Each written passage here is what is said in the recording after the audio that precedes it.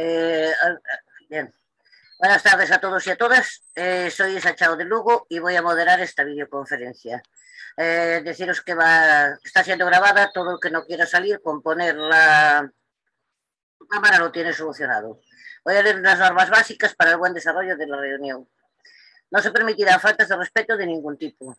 Si se produce algún tipo de descalificación o no se respeta el tema del día, se procederá a cerrar el micro a esa persona y si persiste podrá ser expulsado de la reunión. Una vez terminada la ponencia, iré dando la palabra por orden de petición según vayáis levantando la mano en el botón situado en la parte inferior de la pantalla. Si no lo encontráis, podéis pedirlo a través del chat. Cuando os nombre, aseguraros de tener el micro abierto. Dispondréis de 2 minutos, os avisaré cuando os queden 30 segundos. Debemos evitar las repeticiones e iremos directo al grano para intentar agilizar y dar opción a más intervenciones. Daré la palabra en primer lugar a todas aquellas personas que intervengan por vez primera y luego, en función del tiempo restante, daré paso a las segundas y así sucesivamente. Esperamos que todo transcurra de una forma correcta y provechosa para todas y todos y empezamos dando la palabra al compañero Manuel Colinas, que nos presentará al ponente de esta tarde. Hola, buenas tardes, compañeras y compañeros. Bienvenidos y bienvenidas a este foro de aprendizaje y de debate de la voz de las plataformas pensionistas. Gracias por vuestra presencia y agradecemos también a Alberto del Pozo que nos haya prestado un tiempo para darnos a conocer un aspecto importante de la sanidad pública que no habíamos contemplado en estas videoconferencias, y es el derecho de la ciudadanía a participar en el diseño, programación, control y evaluación de la actividad sanitaria.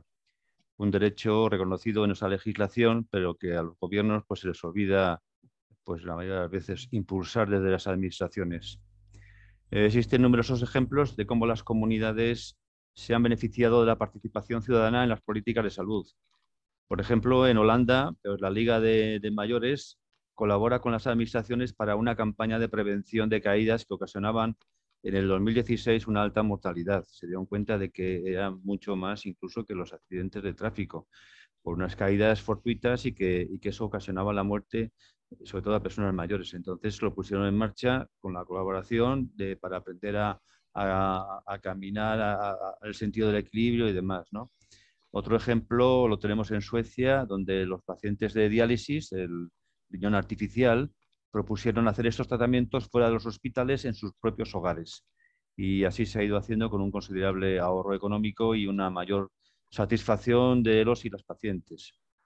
Bueno, pues Alberto pertenece a la Federación de Asociaciones en Defensa de la Sanidad Pública, que se declara a favor de un sistema sanitario público universal y redistributivo que garantice el acceso a una atención de salud de calidad en condiciones de igualdad. Una sanidad pública española que ha sido de las mejores del mundo y que, como todas y todos sabemos, está en peligro de caer a una mera beneficencia para dejarla en manos privadas, provocando más desigualdad. Aquí hay compañeras y compañeros que hemos participado con Alberto en algunos talleres y charlas sobre sanidad pública, y puedo deciros que lo que hoy nos va a contar Alberto será muy esclarecedor de cómo deberíamos luchar por una sanidad pública de calidad, universal y gratuita. Y sin más, pues Alberto, tienes la palabra. Bueno, creo que me oís bien, todas y todos.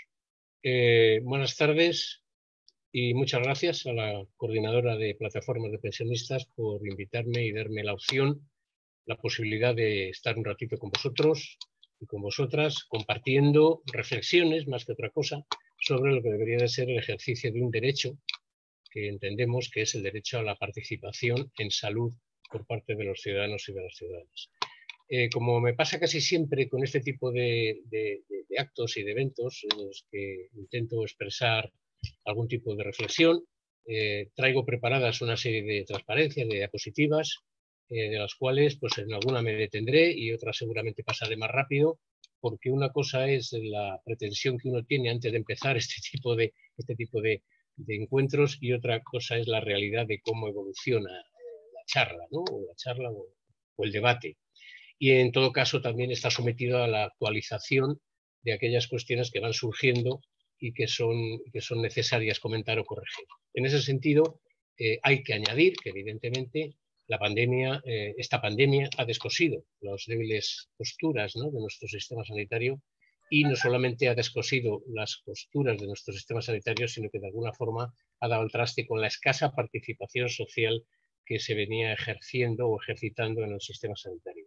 Y no sabemos hasta qué punto el miedo, la represión o incluso cierta censura que se hace sobre algunos de los profesionales que cuestionan las versiones y la actuación del gobierno en materia de la defensa ante la pandemia, obedece a dos objetivos que han alimentado de alguna manera colectivos negacionistas, ¿no?, en este sentido. Por un lado, se retroalimentan entre sí, y por un lado se habla de que se quiere o se pretendía un control social, y por otro lado se habla del aseguramiento del brutal negocio de las farmacéuticas. En cualquier caso, la población ha perdido presencia a la hora de la toma de decisiones, si es que algún día la tuvo, y lo que nos ha enseñado la pandemia son una serie de aspectos que yo creo que es necesario resaltar en estos momentos y que seguramente hace año y medio no hubiera hecho falta comentar. Uno de ellos es que habremos observado cómo la comunidad científica, cuando se pone a trabajar con una financiación adecuada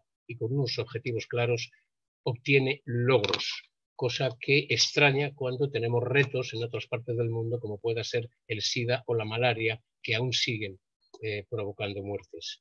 Pues la reflexión evidentemente nos lleva a comprender que esta dinámica solo se produce porque lo que se ha visto atacado de alguna manera con la pandemia, entre otras cosas, ha sido el orden capitalista occidental en el que nos estamos inmersos, y por lo tanto nos hemos sentido especialmente agredidos.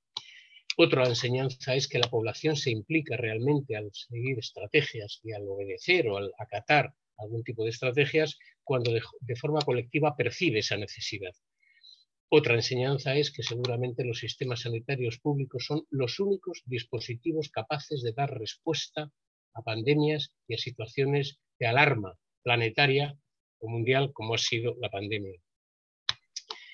Otra enseñanza que tenemos que sacar de la pandemia es que no podemos otorgar todo el poder a la industria farmacéutica, porque con los privilegios que le otorga la actual legislación en materia de patentes es posible que hipoteque de alguna manera el hecho de que todo el planeta de alguna forma se beneficie de los avances científicos que se van consiguiendo y que realmente tienen un coste.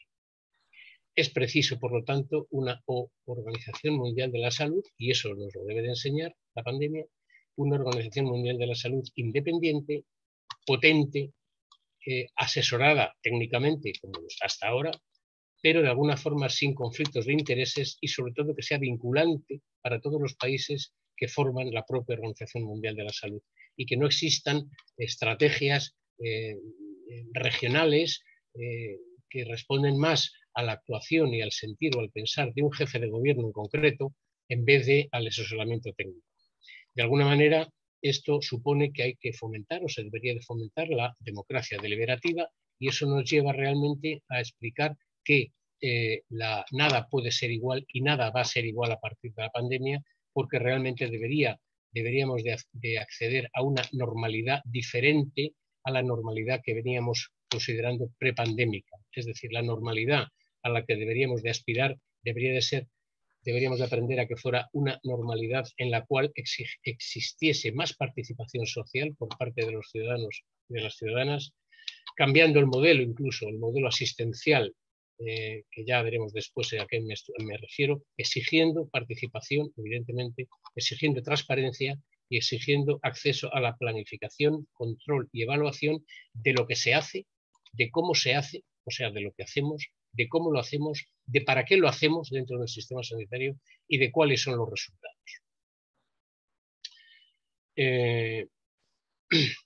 Creo que lo vais viendo.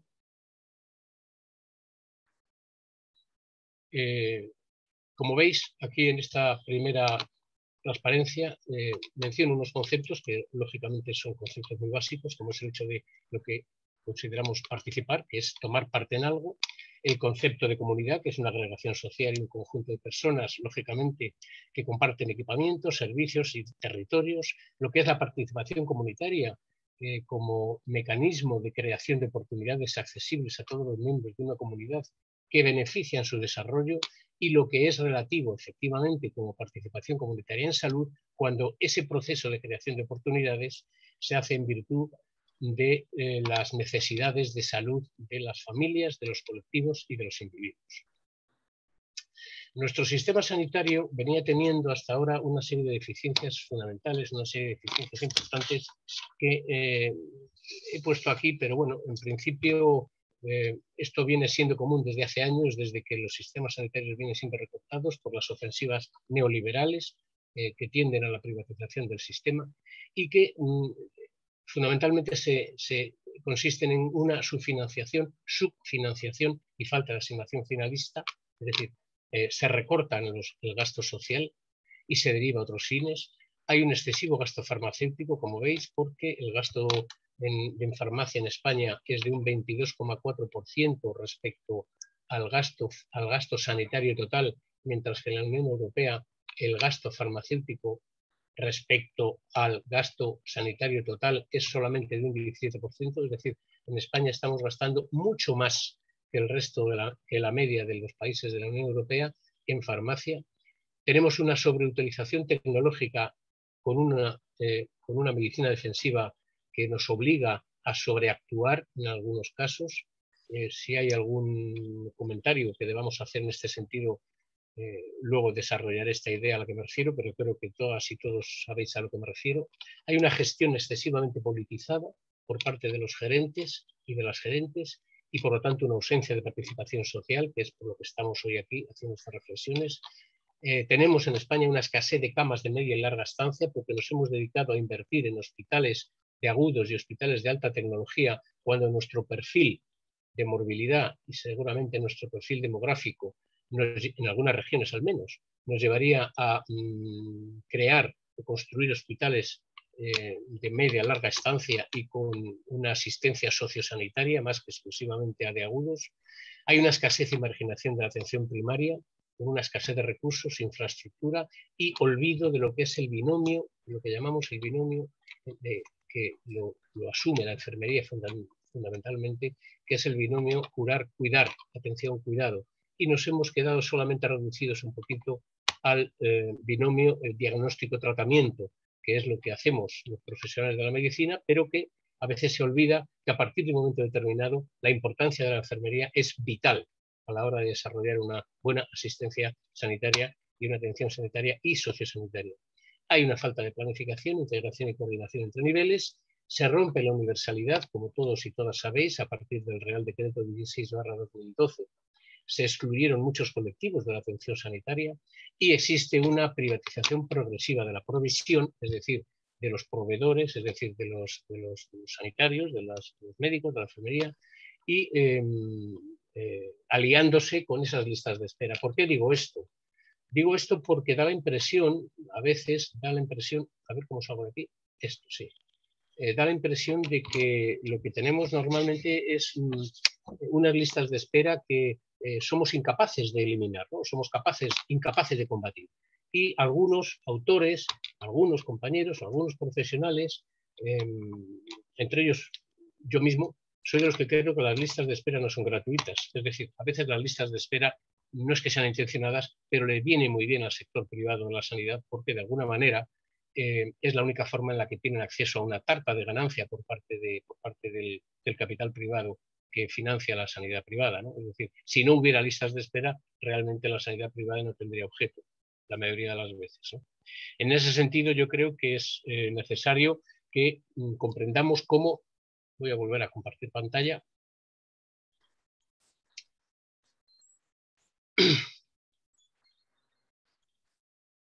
Es necesario que comprendamos cómo el centro de gravedad de la atención sanitaria, a partir del momento en el cual hay una ofensiva neoliberal hacia la privatización, el centro de gravedad de la atención sanitaria se comienza a trasladar un poquito desde las necesidades de salud del propio paciente al consumo sanitario.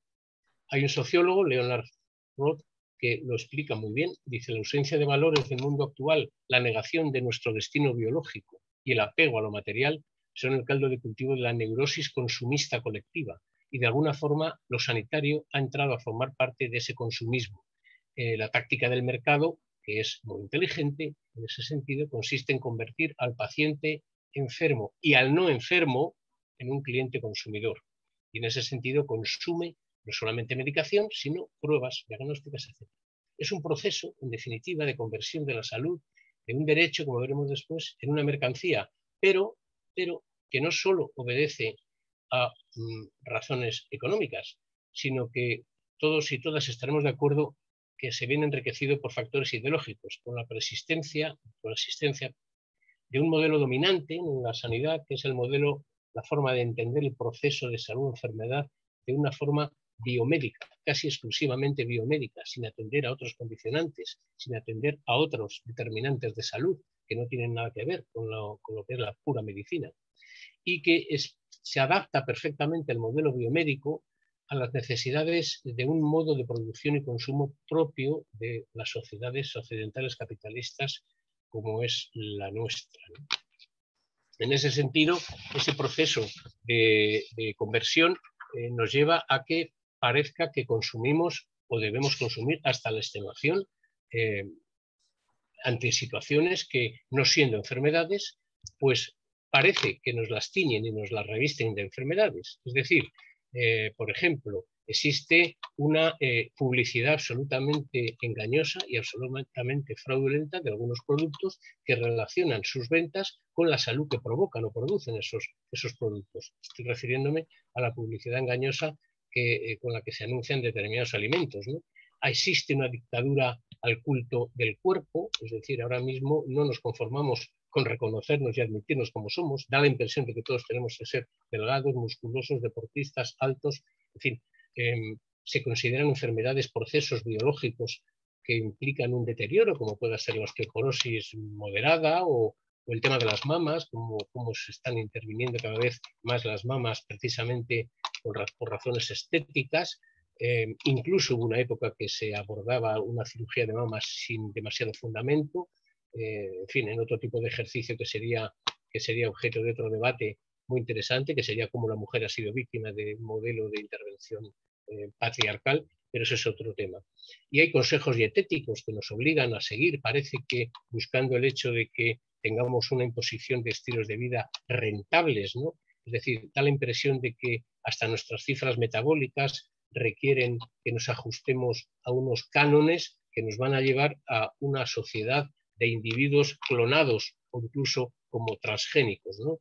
Y eso es en mi opinión, es la pérdida del humanismo en ese sentido de la medicina, ¿no? De la sanidad.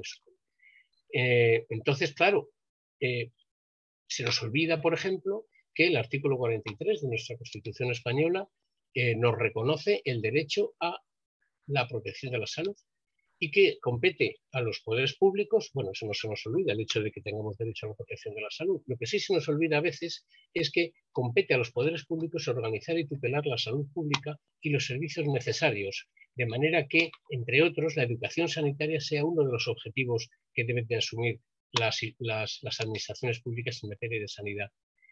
Otros derechos de los pacientes vienen expresados no solamente en la Constitución, claro, como decíamos antes, sino en la Ley General de Sanidad, en el Real Decreto 137/84, que es el que desarrolla la atención primaria y, por lo tanto, los centros de salud. Y fijaos bien cómo el propio artículo 9 de la propia Constitución española habla de que las administraciones deben de facilitar la participación de todos los ciudadanos en la vida política, económica, cultural y social.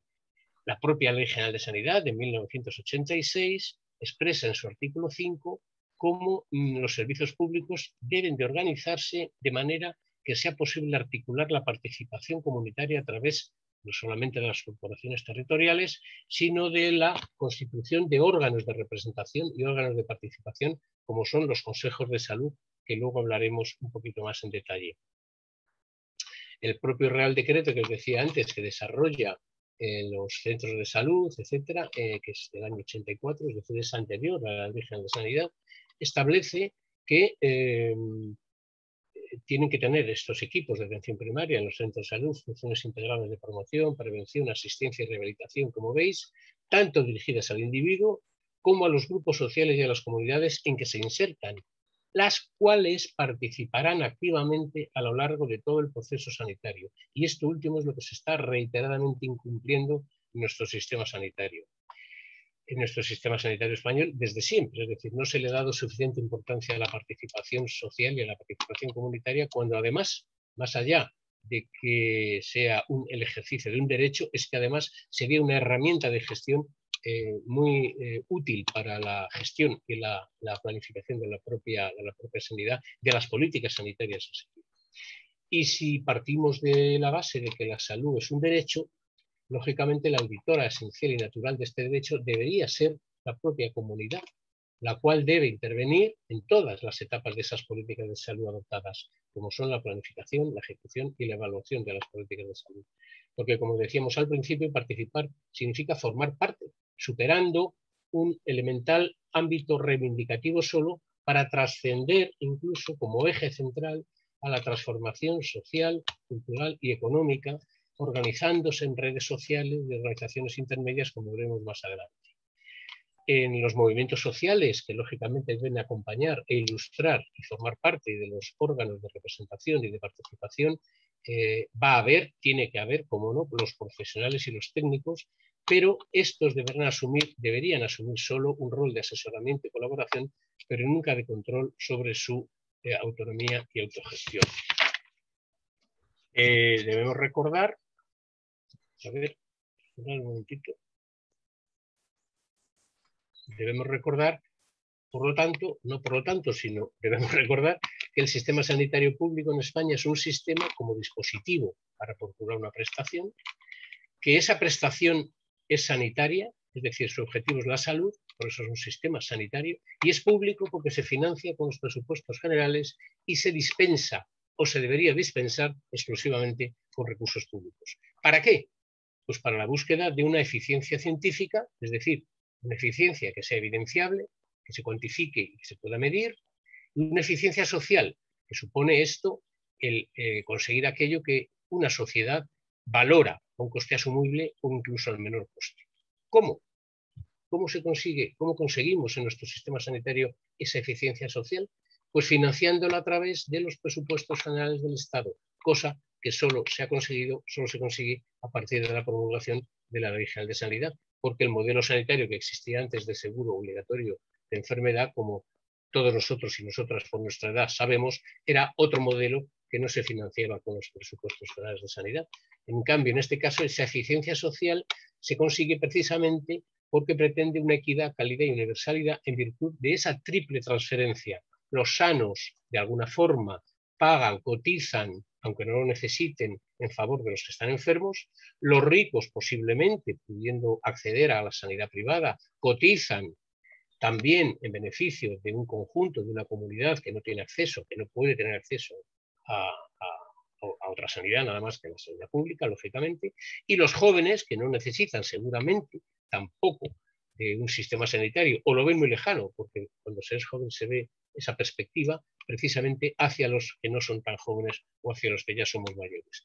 Esa triple transferencia solidaria y cruzada es la que le da verdadera eficiencia social al sistema sanitario público español, más allá de la evidente calidad asistencial y técnica que tiene nuestro sistema y que ha sido realmente reconocido precisamente a un coste tan asumible como que tenemos y teníamos hasta hace muy poquito, como Manolo estaba recordando antes, uno de los mejores sistemas sanitarios, el quinto del mundo teníamos hasta hace unos años, precisamente a un coste que estaba muy por debajo de los 30 o 40 países que destinan un PIB importante hacia la sanidad.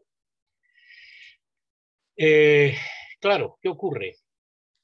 Viene aquí, os pongo algunas reflexiones para la comunidad, es que tenemos el ejemplo del sistema sanitario británico, que como todos sabéis y como todas sabéis, se viene abajo a partir de la... A ver, no puedo salir ahora mismo. Aquí.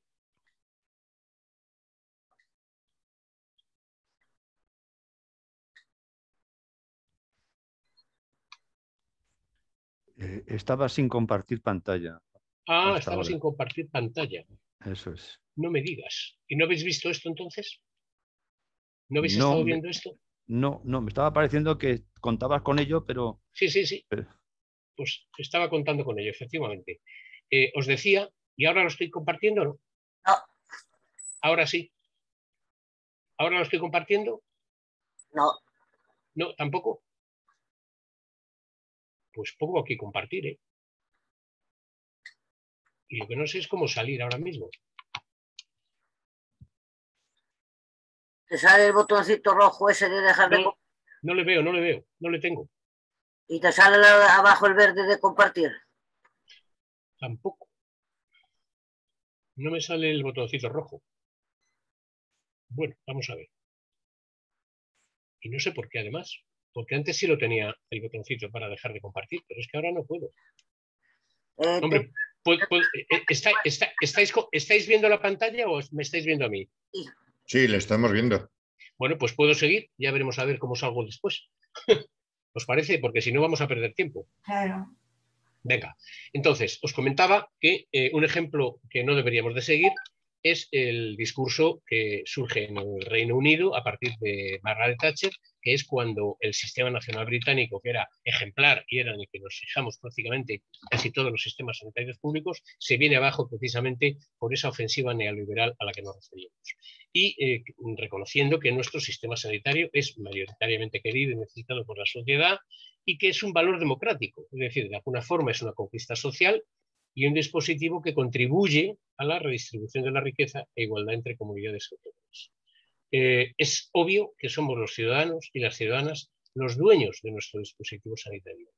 Y aquí precisamente viene un comentario que siempre me ha parecido muy interesante introducir, creo que lo estáis viendo, ¿verdad? Que es de Edward Golub, que era un profesional, es un profesor de inmunología norteamericano, que decía que en un texto, en un libro que es muy recomendable, que se llama Los límites de la medicina, y decía, de la misma manera que no deberíamos confiar las metas de la defensa nacional al complejo militar industrial, porque todos sabemos que entonces estaríamos en guerra permanente, y así ha sido, estamos empezando a entender, decía Golub, la inconveniencia de encomendar la salud y la medicina científica al complejo médico-industrial y sus intereses, entendiendo como complejo médico-industrial lo que es la industria de tecnología médica y farmacéutica.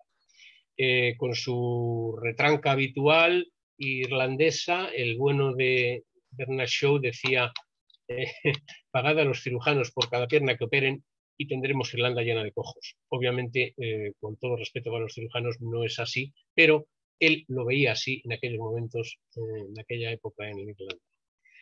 Con los acuerdos de libre comercio, de los que tenemos tristemente noticia, el TTIP, el CETA, el TISA, etcétera, da la impresión de que la ofensiva neoliberal, esta a la que yo me estaba refiriendo, está intentando impugnar de alguna manera con estos acuerdos de libre comercio, está impugnando la capacidad que tiene cada país de organizar su propio servicio de salud, porque da la impresión de que determinadas coordenadas nos van a venir dictadas desde estos acuerdos de libre comercio.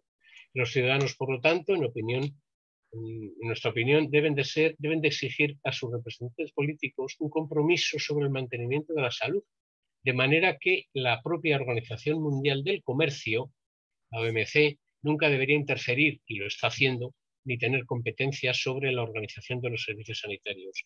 Y nuestros ciudadanos, la sociedad, debe de exigir que sus gobiernos, y no la especulación, sean los responsables de gobernar y de administrar los servicios públicos. Por lo tanto, podríamos decir que ante esta situación de ofensiva y de deterioro del sistema sanitario público, no solamente del español, en general de los sistemas sanitarios públicos, pero en nuestro caso, lógicamente, nos afecta el nuestro, entendemos que puede haber llegado ya desde hace unos años la hora de los ciudadanos, a partir sobre todo de la crisis, que la crisis, como todos sabemos, no ha sido un mal venido de la nada, sino que de alguna manera ha sido una oportunidad para modificar un modelo económico. Por lo tanto, entendemos que a partir del 2008 los sistemas sanitarios públicos están en peligro, están en riesgo de extinción y que yo creo que es la hora de los ciudadanos. Y esa hora de los ciudadanos supone que debemos de visualizar la información sobre la realidad, porque sí debemos cambiar la correlación y la reformulación de la correlación de fuerzas entre los distintos agentes, entendiendo agentes, claro, lógicamente, la comunidad, la presencia de ciudadanos y ciudadanas, el hecho de los propios profesionales y la administración, tendiendo a una transformación radical del propio sistema. ¿Cómo conseguimos eso? Pues exigiendo precisamente más porcentaje de Producto Interior Bruto para la sanidad, introduciendo elementos democráticos como la participación deliberativa y creando alianzas entre los distintos agentes para la acción, formando grupos de presión como puedan ser realmente las plataformas o otro tipo de organizaciones que de alguna manera garanticen, por la fuerza, en este caso, por la fuerza de la presión social, garanticen la participación de la sociedad en su sanidad. Una trabajadora social norteamericana, en torno a los años 60, 60 y tantos, Arnstein, promulgó esta especie de escalera, de peldaños de escalera en participación para que nos diéramos cuenta de dónde cada país tenía situada su participación social en materia de sanidad. Y como veis, están numeradas en el sentido inverso. ¿Por qué? Porque el 1 sería la base, que es decir, no hay ninguna participación. El 2, que se llama terapia, es un grupo en el poder, sí educa y nos transmite estrategias, pero no hay participación. Y esto es una pirámide, una especie de escalera piramidal en la cual seguramente el objetivo a conseguir en cuanto a participación sería acceder al nivel 8, en el que exista un control ciudadano. Perdona, Alberto, un momentín. Sí, dime, perdona, dime. Sí, es que seguimos sin poder ver las diapositivas. Entonces yo no sé si quizás dando con el ratón en la flecha hacia abajo, que veas la pantallita verde que pone compartir pantalla. No. ¿Tú qué estás viendo en tu pantalla, Alberto? Estoy viendo las transparencias que estoy poniendo yo. Vale, pero que las ves, que te ocupan toda la pantalla. No. A ver, no. Si das ahora, ¿lo veis ahora? No. ¿Tampoco? Pues es que el puntito rojo ese que me decíais... No, tiene que ser abajo. Hay una pantalla que pone, pantallita verde, que pone compartir pantalla. Pone Pues no. Participantes, chat, compartir pantalla. No me aparece nada. Da a escape, a ver si te sale. No. ¿Tampoco te sale abajo? Tampoco no me sale. No. Si es que lo hice al principio, ¿os acordáis? Si lo logré. Sí. Pero es que ahora... Pero tú ves la pantalla del Zoom, ¿dónde estamos nosotros? No, es que no puedo salir de mi transparencia. Pues le pone vista. Vista. Bueno, pues... No, pero es que no está viendo No, ya. Vamos a ver, en la parte de abajo, en la barra de tareas, te tiene que salir el icono del Zoom, el icono azul. Sí. Vale, si pasas el cursor por encima, te va a abrir la pantallita de la... No. ¿Te dejo mi ordenador? No. No está haciendo nada. Ahora os veo a vosotros. Ahora ya he salido. Y ahora te tiene que salir la pantallita abajo verde de compartir pantalla. Sí, ahora sí, pero es que yo no sé por qué antes no salía. Debe ser un defecto de mi ordenador, seguramente. Pero claro, no sé lo que habéis visto ni lo que no habéis visto. Ahora ya vemos, sí. Sí, claro, pero no sé lo que os habéis perdido. ¿Me explico? Ya, bueno. Os estaba diciendo, no sé dónde lo dejamos ni dónde me quedé antes. El año de escalera de participación de Arsen. Sí, eso os estaba explicando, pero yo no sé si antes... La última diapositiva que vimos es la que pone y es un proceso de conversión de la salud. Sí, muy atrás. La última que vimos. Pues está muy atrás. Bien, pero no puedo repetirlo porque es que me llevaría mucho tiempo. Es decir, la transparencia esta que estás comentando tú, Isa, sí. Muy atrás. Bien. Pero bueno, continúa. Os estaba diciendo que de alguna manera entendía que desde a raíz de la crisis del 2008 es cuando comienza de alguna manera a recortarse los servicios públicos, como todos sabemos, y la sanidad no es una excepción, de manera que es cuando se empiezan a adelgazar los presupuestos y a recortar los presupuestos sanitarios. Y que en ese sentido necesitaríamos una correlación de fuerzas entre los distintos agentes, como os comentaba antes, entendiendo como agentes, lógicamente, los profesionales, la administración y, evidentemente, también la ciudadanía, exigiendo un porcentaje de Producto Interior Bruto, como os comentaba antes, y introduciendo elementos democráticos de participación social. Y en ese sentido, conformando grupos de presión que, de alguna manera, nos pudieran permitir el conformar grupos o el conformar órganos de participación. Y en ese sentido es donde enlazaba con lo que esta mujer, esta norteamericana, había descrito como la escalera de la participación, donde los niveles bajos son los que carecen de participación y donde los niveles más altos es donde se obtiene una delegación del poder por parte de la administración en favor de la ciudadanía, y que es la ciudadanía la que tiene la carga completa de la política y de dirigir sus decisiones. En ese sentido, podríamos decir que nosotros, en España, pues podemos estar entre el 3 y el 4 como mucho, y no en todas partes igual, como ya veremos ahora.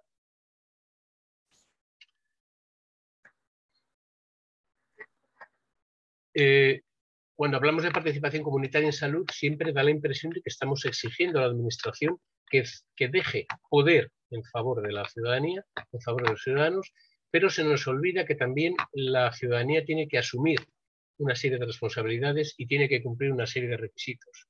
Y en ese sentido, es cierto que es necesario que la comunidad que aspire a ejercitar una participación comunitaria en salud sea una comunidad activa en todas las fases, desde el propio diagnóstico, la planificación, la ejecución y el control, que sea una comunidad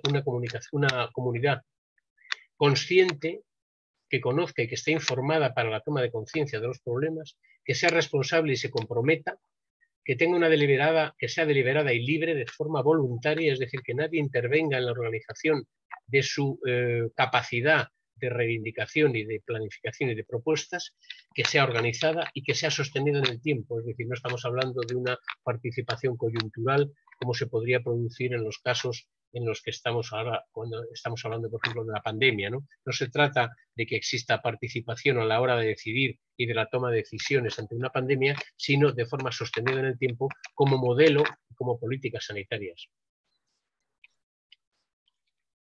No debemos olvidar... bueno, sí, perdón, estaba aquí, sí. Bien. La legislación que hay en participación en salud, estáis viendo la transparencia, ¿verdad? La legislación que hay en participación en salud es una legislación muy amplia. A nivel internacional, en el plano internacional, tenemos desde la Declaración de Almatá, donde se reforma la atención primaria en el 78, a las distintas cartas de las reuniones de las conferencias internacionales sobre promoción de la salud, tanto en Ottawa como en Bangkok, y que refuerzan la acción comunitaria, es decir, la participación de la comunidad en salud. En América, Europa, Asia, África, hay distintos ejemplos de participación y distintos momentos, ¿no? Curiosamente, las experiencias en América más precoces fueron en Estados Unidos, Colombia y en Brasil. Teniendo en cuenta que en Brasil se consolida con el famoso foro de Porto Alegre, como recordaréis, y los presupuestos participativos.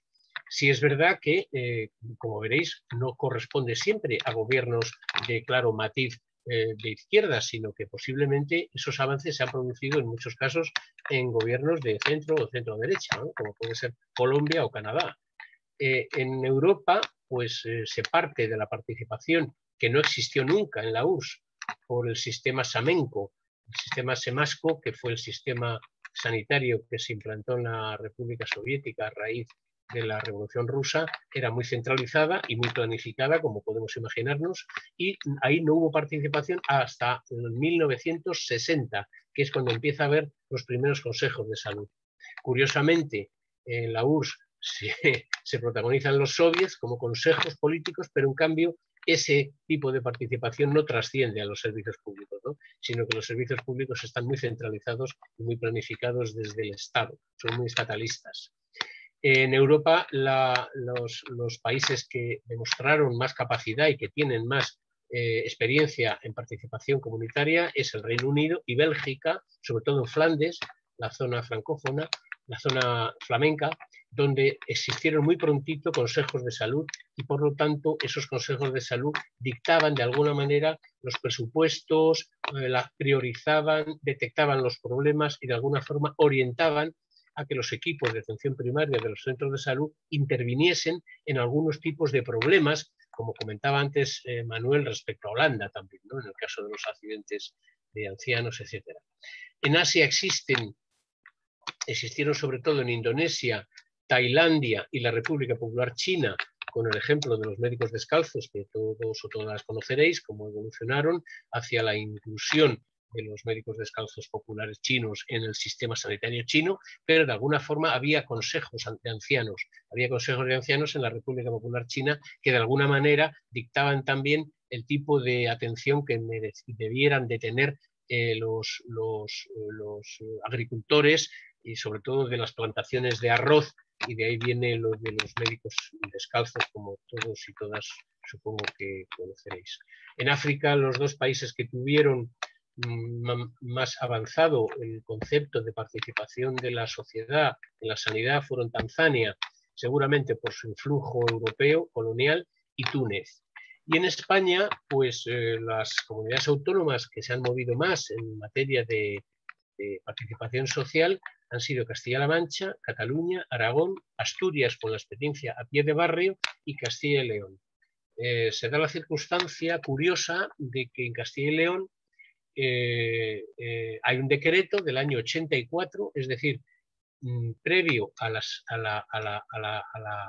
ley, a la promulgación de la Ley General de Sanidad, en la cual en Castilla y León ya se promulga un decreto que organiza los consejos de salud. Castilla-La Mancha precisamente también tiene una experiencia muy curiosa que veremos después con el foro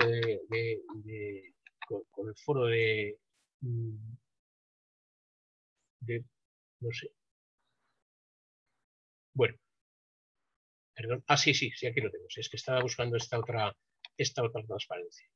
Y os decía que Aragón y Asturias también con la experiencia a pie de barrio.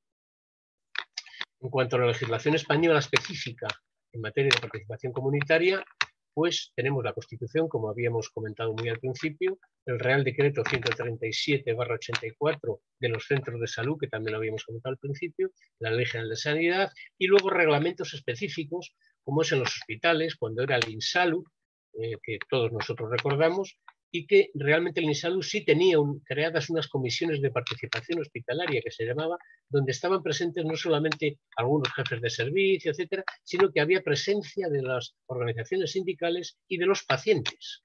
Esas comisiones de participación hospitalaria se han diluido como un azucarillo y realmente ahora mismo en los hospitales de la mayoría de las comunidades autónomas nadie recuerda que existan comisiones de participación hospitalaria ni ganas de ello.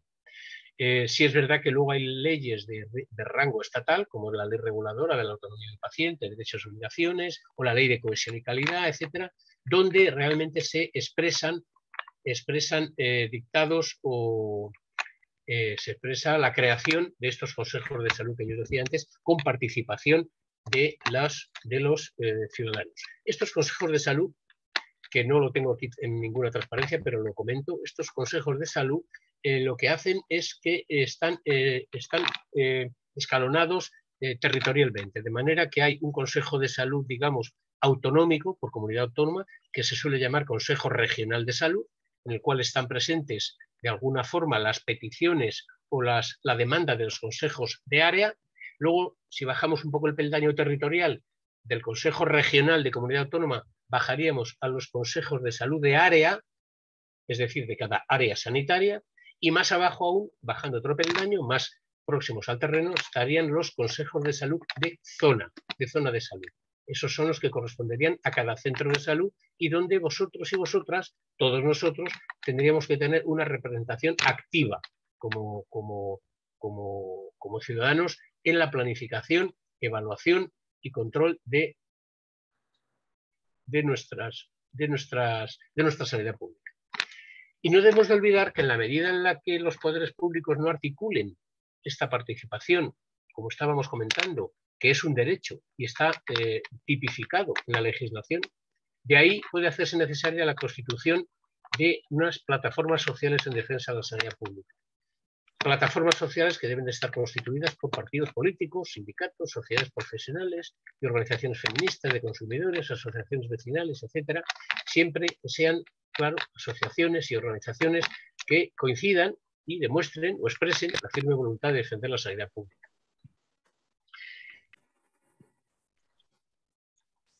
¿Y por qué surgen estas plataformas? Pues, hombre, evidentemente porque se puede comprobar que las administraciones no están cumpliendo con el mandato legislativo de constituir estos órganos de participación y de darles vida a los consejos de salud, y que por lo tanto la sociedad comprende la actual situación de desmantelamiento y porque la sociedad debe de tomar conciencia para que se comprenda que defender la salud es defender los derechos sociales. Esta estructura de participación en salud, y ya estoy terminando porque quiero que se abra un turno de intervención para explicar, si queréis, algunas de las cosas que hemos pasado muy por encima, muy rápido. La estructura de participación en salud es una estructura que es un ejemplo que hay y que existe como proyecto y que parte de una estructuración, como veis, que sería un foro participo de salud muy abierto al movimiento asociativo, que todo ese foro participativo contiene una asamblea plenaria donde se discute, se debaten las propuestas, se hacen estas propuestas, se toman una serie de medidas, se elaboran y se elevan estas medidas al Consejo del Foro, que lo concreta, lo redacta y lo eleva al Consejo de Participación y Administración, donde ya sí la Administración tiene... ¿Habrás visto tus llaves? No, pero yo las mías. Continúa, Alberto, que ya le cerré el micro. Sí, no. Digo que cuando la Asamblea Plenaria redacta las propuestas y las concreta y las eleva al Consejo del Foro, este Consejo del Foro que veis ahí lo eleva a su vez, lo presenta ante el Consejo de Participación y de Administración como Consejo de Dirección, podríamos decir, o Consejo de Gestión, para de alguna manera cumplir con lo que la sociedad le está demandando. ¿Qué nos afecta a nosotros y a nosotras el tema de la participación? Pues bajando a la concreción, que realmente es lo que seguramente tuviéramos que, es por donde quizá deberíamos haber empezado, no en este evento de reflexión, sino ante cualquier situación que expliquemos o que abordemos como participación sanitaria, pues que realmente lo que tenemos que hacer es generar una red que el proyecto Salud en Red, Ser Vecinos, que se llama, es lo que va a sustituir de alguna manera la inercia de despropósitos que la propia Administración está demostrando a la hora de no fomentar y de no cumplir con la legislación en materia de participación. Nosotros realmente debemos de ser los protagonistas de nuestra salud y por lo tanto debemos de ser los agentes que dictemos cómo queremos priorizar el gasto sanitario. Que tenemos que depender del asesoramiento técnico de los profesionales a la hora de asumir, evidentemente, el informe de los epidemiólogos, de los profesionales de la medicina, naturalmente. Pero hay momentos en los cuales seguramente tengamos que plantearnos si parte del presupuesto sanitario o parte del presupuesto que maneja nuestro centro de salud no iría mejor en otro tipo de actividades o derivándose a otro tipo de actitudes que no siempre tienen nada que ver con el sistema sanitario, sino que puede ser relacionado con el medio ambiente, con el urbanismo, con la falta de ascensores, con el aislamiento de las personas mayores, con políticas de educación para la salud, de promoción de la salud, etcétera. Es decir, todo lo que conlleva la pérdida de salud, que no necesariamente siempre tiene nada que ver, tiene que ver con lo que es la atención y el sistema sanitario público, ¿no? En ese sentido, yo creo que lo que no podemos es permitirnos el quedarnos de brazos cruzados esperando a que la propia Administración nos conceda parte o ceda parte de su poder de decisión a los ciudadanos si los ciudadanos y las ciudadanas no somos capaces de asumir nuestros derechos y reclamar esa participación. Por mi parte, he terminado y siento que no hayáis podido ver algunas de las diapositivas que traía, porque como no sé las que habéis visto y las que no habéis visto, difícilmente puedo volver a ponerlas. Alberto, me comentan que alguna persona de aquí que si nos puedes pasar las diapositivas. Sí, por supuesto, sí. Me las pasas a mí, si no, ya las... Sí, de acuerdo. Sí. Muy bien. Pues a ver si alguien levanta la mano ya, empiezan a levantarla.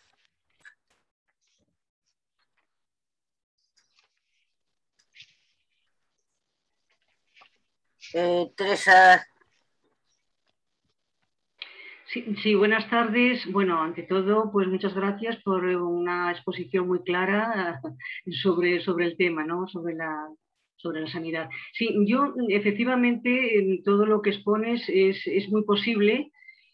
siempre y cuando efectivamente lleguemos a que la sanidad pública sea verdaderamente pública. Es decir, aparte de toda la privatización que se está haciendo, que ya cada vez es más y cada vez se dedica más parte de ese presupuesto en sanidad a la privada, eso lo sabemos todos y todas. Pero es que incluso la que es pública se están privatizando partes de los servicios. Y claro, entonces cuando se van privatizando pues laboratorios, historiales médicos, historiales clínicos y demás, en fin, cosas muy importantes, pues va a ser mucho más difícil poder, manejar nuestra sanidad, o sea, poder colaborar o precisamente ir hasta el fondo de la cuestión. Es decir, es que no solamente es la privatización, y ya sabemos los hospitales que hizo doña Esperanza, pues para eso, para ir quitando competencias a la pública.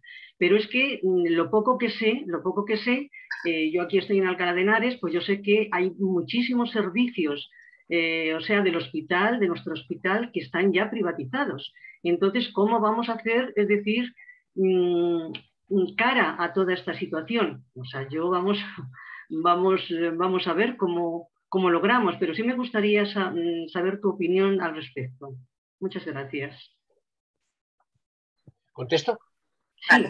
Sí, mira, claro, a ver, el espíritu privatizador no está en manos de gente torpe, de gente inteligente. Cualquier tentativa de privatización frontal tendría todo el rechazo del mundo por parte de la sociedad.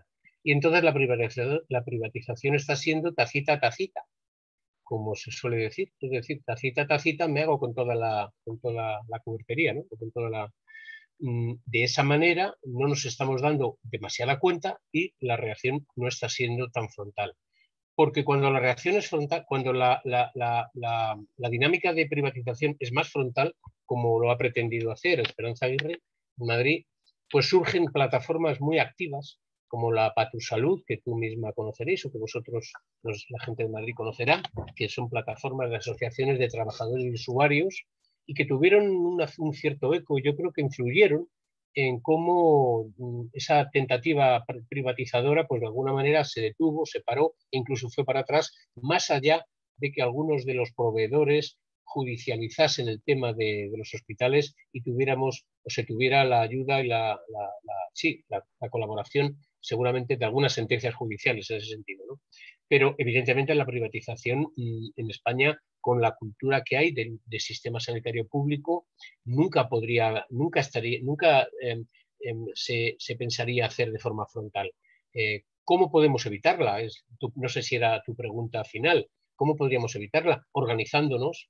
Es que no hay otra posibilidad. Primero, exigiendo que estos órganos de participación que yo os decía, que tenéis todos y todas a mano en vuestro centro de salud, debe de haber un consejo de salud. Y si no lo hay, hay que montarlo, porque la ley así lo contempla, hay que organizarlo. Y primero participando en los consejos de salud, buscando esas alianzas que yo comentaba antes entre agentes sociales y elevando a partir de los consejos de salud a los consejos de área y a los consejos regionales, que es el que va a cuestionar y poner contra las cuerdas seguramente determinadas políticas privatizadoras ya de otra enjundia, ¿no? Pero evidentemente si la propia sociedad, si la propia comunidad si la propia comunidad no percibe esto mismo que tú estás diciendo, pues difícilmente vamos a parar los pies a esa tentativa privatizadora, porque les estamos dejando el camino libre. Y además, con el desconocimiento que implica el hecho de que no sepamos que tenemos una herramienta en nuestras manos para ejercerla, ¿no? Ana María. Hola, Alberto, Hola. y a todos. Yo vivo en Jaca y tenemos un hospital comarcal. Entonces, he trabajado toda mi vida en el mundo sanitario porque soy enfermera. Entonces, en las áreas básicas de salud, en los ambulatorios, por la morbilidad y la comorbilidad, se filian a todos los pacientes, con lo cual, simplemente teniendo estos datos, ya tendrían que, desde el gobierno de las comunidades, dotar de recursos para esa singularidad en concreto de esa población, ¿vale? En Jaca sí que tenemos un órgano de participación, ¿no? El Consejo de Salud, pero solamente se dedican a ver la problemática intrínseca que hay en la población y nada más, no pasan de allí. Con lo cual, nuestro hospital, aparte que yo creo que la gente no es consciente de la problemática que hay en la privatización porque se le soluciona el problema de inmediato. Entonces, hay la paradoja de que el otro día lo estábamos trabajando en un grupo de sanidad de aquí de Aragón, ¿no? Que hay médicos, ginecólogos, que no practican abortos en la sanidad pública porque se acogen al derecho de... La objeción de conciencia. Exacto, pero por otro lado, los mismos tíos en la privada sí que las practican y dices, tócate las narices, ¿no? Entonces, todas estas perversidades que existen en la sanidad está auspiciada por los mismos profesionales que sois los médicos o los especialistas, que por un lado a mí no me toques mucho las narices porque te hago una huelga y me vas a... Te lo digo porque en Jaca suben a hacer ecos desde Huesca y Jaca de Huesca está a 75 kilómetros o algo así. Suben a hacer ecos y a lo mejor en un día te hacen, cuando suben, ¿vale? Te hacen 5 o 6 ecos. Cuando les pagan hacen 20 o 30. Todas estas ilógicas es que no tienen razón a ser, ¿no? Y tú no le digas a la población, o tienen un problema crucial, como pasó hace tiempo en Jaca, que toda la población tuvimos tarpalagreña y no se desmanteló el hospital, pues no son conscientes. Te hacen bajar a Huesca no sé, a hacerte una analítica, porque aún habiendo un laboratorio en el hospital, pues te hacen bajar a Huesca y dices, ¿pero de qué vais, tíos? O cualquier otra prueba que teniendo un escáner que tenemos, te las podrían hacer, pues no, te hacen bajar. Y hay circunstancias de estas que, bueno, que la gente, hasta que no te pasa algo en concreto, no eres consciente de esa necesidad que tienes, con lo cual, pues pasa lo que pasa. Y tú diles, o sea, hemos estado recogiendo firmas en Jaca, pues bueno, para tener una sanidad pública, y la gente, yo no sé qué se debe pensar, que bueno, que dicen, bueno, yo ya tengo la privada, y dices, pero bueno, la privada, el rango de tu privada es este. Las intervenciones quirúrgicas grandes vas a la pública. O sea, paga a ver si en la privada te van a hacer una intervención complicada. No, tú estás pagando pues porque te atiende el oftalmólogo o porque, no sé, algo muy, muy liviano, ¿no? Entonces yo creo que esto es allí donde tenemos que romper la lanza, ¿no? O incidir allí, decirle a la gente, sí, tú, esa cuota privada que estás teniendo es para que te hagan consultas de chichinabo, no para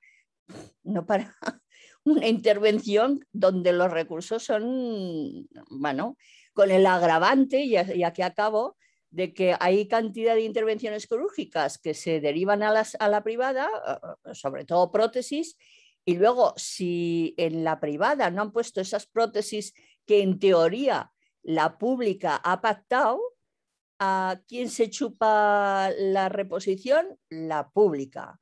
Con lo cual dices, tíos, o sea, yo cuando trabajaba en Cataluña, en nuestro hospital, que era para público, el Servei Català de la Salud te decía, yo quiero que pongáis estas prótesis. Si tú pones otra prótesis y te falla, te la vas a tener que jamar tú. O sea, vas a tener que asumir todo el coste, ¿no? Entonces, pues, y Y bueno, y en la época que yo trabajaba realmente se funcionaba de otra manera de lo que se está funcionando ahora.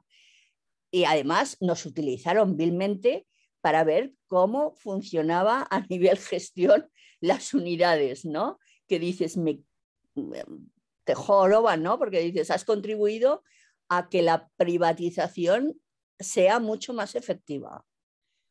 Nada más esto.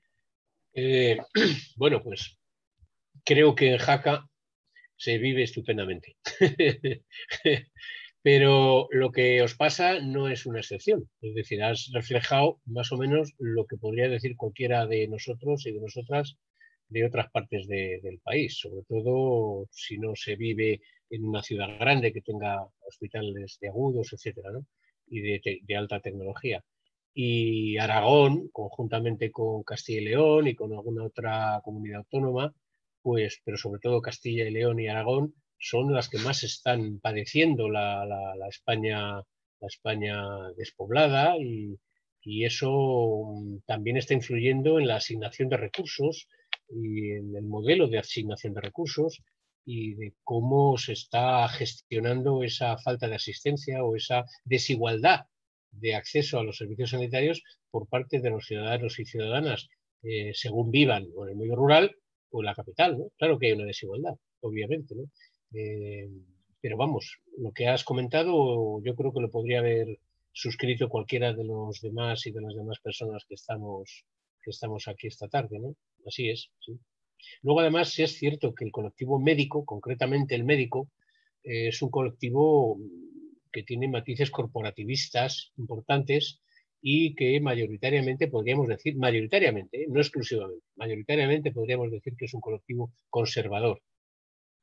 Cuando comentabas tú lo del aborto es algo, desde luego, que es de una desfachatez impresionante, pero que además está permitido por la propia administración. Es decir, la propia administración consiente que haya servicios de obstetricia, de ginecología, donde no se hacen abortos, sencillamente pues porque el jefe de servicio pues es objetor de conciencia o los ginecólogos que hay son objetores de conciencia. Yo siempre propuse que la única solución que tendríamos para eso, para respetar la objeción de conciencia, sí es que hay que respetarla, pero bueno, suponemos que sí. Y en cambio, ofertar la posibilidad del aborto, tal y como la ley lo permite, sería la de crear unidades, como hay unidades de columna o unidades de osteoporosis, unidades de mama, pues crear unidades de interrupciones del embarazo, de manera que a esos tipos de unidades solo pudieran aspirar a concursar profesionales que no sean objetores, porque obviamente si lo son no podrían nunca estar en esa unidad.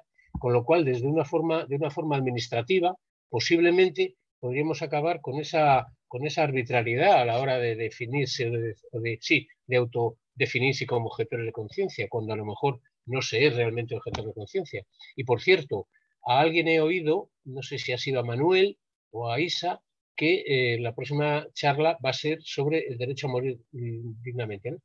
Y ya anticipo que algo de lo que está pasando, o mucho de lo que está pasando con el aborto, que decías tú, Ana María, va a ocurrir también con la eutanasia, si no ya lo veréis. Bien, a ver si se levanta alguna mano más. Vicente. Hola, buenas tardes. Buenas tardes. Pues muchas gracias por toda la información. Yo lo único que estaba pensando ahora, porque son muchos temas que se nos escapan, cuando habla, por ejemplo, del Consejo de Salud en nuestros centros de salud, que podemos participar. Nosotros como pensionistas pues ya estamos inmersos en nuestra guerra particular con el tema de las pensiones y precisamente para evitar la privatización del sistema público de pensiones también salimos a apoyar pues a las mareas de residencias para que no ocurra con lo que ha pasado con las residencias, con la privatización de ese servicio también. Tenemos también pues, la preocupación de la educación, de la privatización de la educación. Lo que yo veo es que aparte cada uno en nuestra casa tenemos nuestros problemas, hay que pagar los recibos de la luz, de las hipotecas, no podemos dar para tanto. Yo creo que no se puede decir, bueno, es que los ciudadanos tienen que estar pendientes de estos temas médicos de salud, que sí, que lo vemos, pero no podemos. Yo por mi parte ya me veo impotente para estar en tantos sitios, en tantas frentes y participar en tantas cosas como deberíamos de estar. Y la verdad es que luego también, pues cada vez que hemos estado en las elecciones, yo salía a las 12 de la noche de los colegios cada vez más desmoralizado, porque me estaba pensando que yo estaba en el camino equivocado. Porque aquí, por ejemplo, en Madrid, si un consejo de salud luego tiene que ir a un consejo de área y después al consejo de la comunidad autónoma, aquí en Madrid todo lo que vaya a la comunidad autónoma va a ir por la línea de las privatizaciones en vez de por la línea de reforzar el sistema público de salud. Pero es que eso, por mucho que trabaje yo en el consejo de salud, lo que después va a decidir va a ser el consejo de la comunidad autónoma, y eso ya se decide en unas elecciones, y ahí es donde perdemos la batalla y cada vez pues tenemos menos fuerza y más demoralizados. Entonces, la verdad es que yo creo que ya, por lo menos yo, ya no doy para más, o sea, para participar en más consejos ni en más. Hay que plantearse, gracias, hay que plantearse objetivos concretos, porque el aspirar a grandes objetivos genera melancolía, ¿no? Y frustración, ¿no? Estamos en un contexto que no solamente estamos saturados a la hora de intentar participar en determinados foros, como decías tú, Vicente, sino que, como me dará la razón seguramente Teresa, la línea que se está siguiendo es contraria a la participación. Me estoy refiriendo, aludo a Teresa por lo de los consejos escolares, ¿no? Que están de alguna forma desnaturalizados. Es decir, la línea que se está siguiendo precisamente es la contraria, es la de que los gobiernos y las autoridades administrativas decidan cada vez más en nombre de los ciudadanos. Y yo, Vicente, yo comprendo que uno se desanime cuando quiere estar en todas partes, pero es lo que tenemos, y además no solo es lo que tenemos, es que seguramente tenemos que fijarnos objetivos concretos y de alguna forma redistribuir y diversificar el trabajo. No podemos estar los mismos y las mismas personas en todo, ¿no? Evidentemente. Yo creo que no me he explicado antes cuando te decía que las propuestas van cambiando de nivel. Es decir, las personas que conforman el Consejo de Salud de tu centro de salud, por ejemplo, no son las mismas que van a ir al Consejo Regional de Área ni al Consejo de la Comunidad Autónoma. De alguna forma las propuestas son las que van vehiculándose de un nivel hacia otro, hacia arriba. Pero claro, en una comunidad autónoma como la que tenéis en Madrid, donde realmente pues yo creo que la participación institucional es escasa y no se ha dado lugar a una participación real, pues es muy difícil trabajar. Por eso es ahí donde cabe más la organización de las plataformas, como os decía yo al final en las últimas diapositivas, las plataformas sociales, a iniciativa de los propios ciudadanos y ciudadanas, sin contar con los consejos de salud. Quizá no haya quedado claro que yo he hablado de unos órganos que son los legalmente legitimados y organizados en la ley y que están desnaturalizados y realmente se reúnen poco y consiguen poco, como decía Ana María antes en Jaca, que se está en el nivel 1 o 2 de la escalera de participación que decíamos antes. Y otra cosa es que la otra alternativa es que la sociedad se organice, y la sociedad se organice en estas plataformas que de alguna manera deben de sustituir a esos consejos de salud y ejercer y ejercitar otro modelo de presión. Ahora, que no es posible porque en nuestra sociedad no hay suficientes caballos para todos, pues ese es el problema que tenemos, que la propia sociedad no es suficientemente capaz de exigir el cumplimiento de los derechos que le asisten legalmente, y que no somos capaces de ello. Pero si vieras en lo que los ciudadanos y ciudadanas perdemos el tiempo viendo determinados programas de televisión permanentemente, ¿no? Y haciendo actividades que tienen un escaso trascendencia y que incluso no son ni lúdicas, pues te darías cuenta que realmente lo que tenemos es falta de compromiso ideológico, Y cuando digo ideológico no me estoy refiriendo a un partido político, estoy refiriéndome ahora a lo que es el derecho de la ciudadanía a participar en la cosa pública, en la cosa pública. Los griegos hablaban de idiotas. Yo no he hecho filosofía, pero lo estudié en sociología también. Los griegos hablaban de idiotas, aquel ciudadano que renunciaba a la participación en política, ¿no?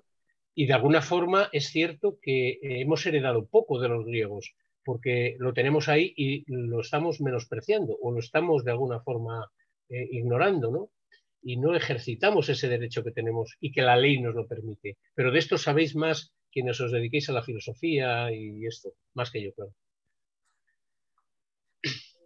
Fuencisla ha dejado puesto en el chat: si una persona recoge en su testamento vital la forma de morir que desea, ¿qué validez tiene la opinión de los familiares en el caso de demencia del usuario? Bueno, esa pregunta yo creo que sería más propia para hacerla en la próxima charla, que es cuando se va a hablar del derecho a morir dignamente. Pero yo creo que lo que se dice en el testamento vital, la ley dice que hay que cumplirlo. No entiendo la pregunta. No entiendo la pregunta. ¿Quiere decir que la familia opine lo contrario a lo que ha dejado escrito en el testamento vital? ¿Quieres decir? Sí, que sí. Francis, abre el micro. ¿O no puedes hablar? Sí puedo hablar. Es que no tengo muchas ganas porque vengo precisamente de una historia parecida. Hoy. Bueno, ayer.